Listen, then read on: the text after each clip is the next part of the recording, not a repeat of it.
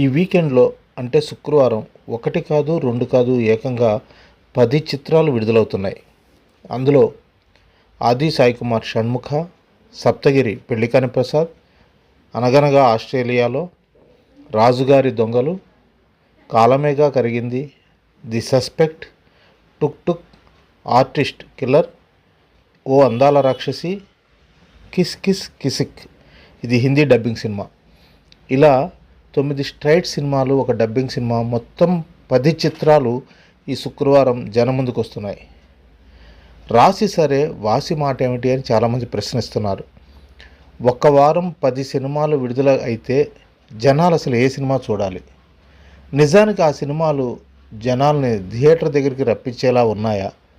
Morning show వేస్తారు సరే, మ్యాట్నీకి ఈ సినిమాలకి జనాలు ఉంటారా అనేది ఒక పెద్ద ప్రశ్నగా ఉంది.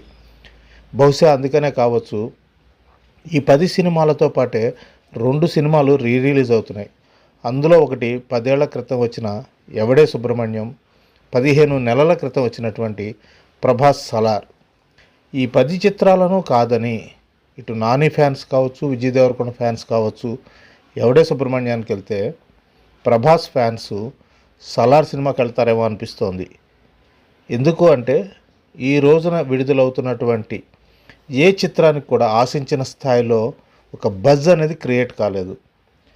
ఒక రకంగా థియేటర్స్ రెంట్స్ ఒకవేళ వీళ్ళు కడుతుంటే ఆ రెంట్స్ కూడా కలెక్షన్స్ రూపంలో తిరిగి వస్తాయా అనేటువంటి సందేహాన్ని ట్రేడ్ వర్గాలు వ్యక్తం చేస్తున్నాయి. మన నిర్మాతలు, దర్శకులు 1-2 సార్లు ఆలోచించి సినిమాలను తీస్తే బాగుంటుందని సినీ రంగానికి చెందిన వాళ్ళే అంటున్నారు.